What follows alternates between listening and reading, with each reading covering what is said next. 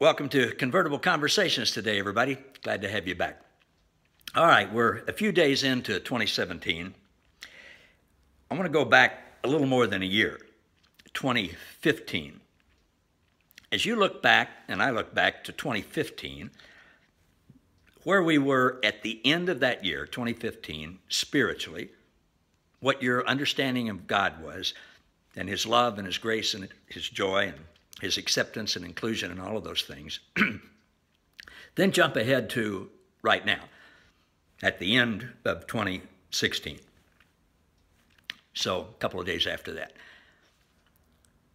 Are you anywhere different now than you were a year ago? Have you grown in grace? Is your understanding of God's love any greater? Your understanding of His joy, your experience and enjoyment of Him any better, any greater than it was before? Do you have, has your love for Him grown?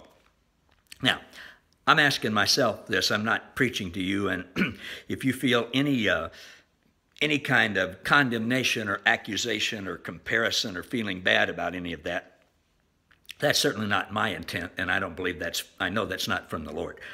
Those kinds of thoughts come from the evil one. But I think it's good for us to reflect and just look back and think, well, where was I spiritually, and where am I now?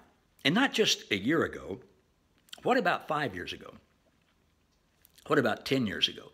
That, for me, is a scary thought, because 10 years ago, I had been in the ministry 16 years, and I hadn't grown spiritually in 20 years.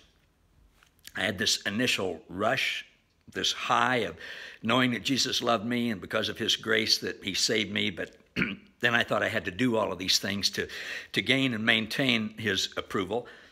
And so I spent the next 20 years or so of my life trying to impress Jesus, trying to get things that I already had. Works-based thing. I didn't have a clue as to what grace was. So I really didn't grow.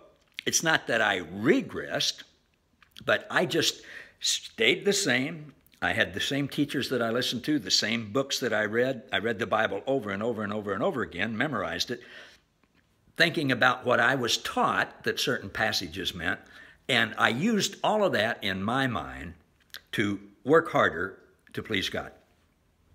Wore me out. If I was a cussing man, I'd say it damn near killed me, because it did. Finally, I just hit a wall, and one day I said, Jesus, I cannot do this. I can't do what you're asking me to do. I can't keep the law. I can't get any better. I can't control my anger. I can't do any of these things. Jesus, if I'm going to be the way you want me to be, you're going to have to do it, not me. And He said something. You know what He said? I'd just been waiting on that. Let's go now. And over the course of the last 7 years of my life, He has taken me on this incredible journey of grace and unconditional love, and showing me that I can't do any of those things, and there's no use trying. But He's done it all. And now I can let Him show me what He's done. I can learn about that. I can experience it. I can grow in grace. I can trust Him, and I can let Him live His life, not just in me, not just through me, but literally as me. And He can do the things that I tried so hard to do that I couldn't do. So I want to encourage you and myself too, as we think about 2017 and this year coming up. Are we going to be any different at the end of this year than we are right now? The way we will be different in a positive way is to get to know Jesus better, get to know His love and His grace and His joy better, spend more time with Him, listen to Him, let Him live His life as us, read things and watch things by people that you wouldn't normally read. I'm not saying give up your favorite readers and speakers and authors and things like that, but be willing to see things differently. I mean, look at people that are filled with joy. I still got the hiccups a day later.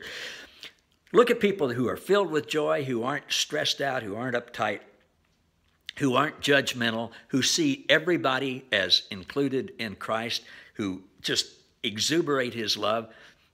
Look at those people. Listen to them. Read what they have to say. You don't have to buy into everything that they say. I don't buy into everything that people say.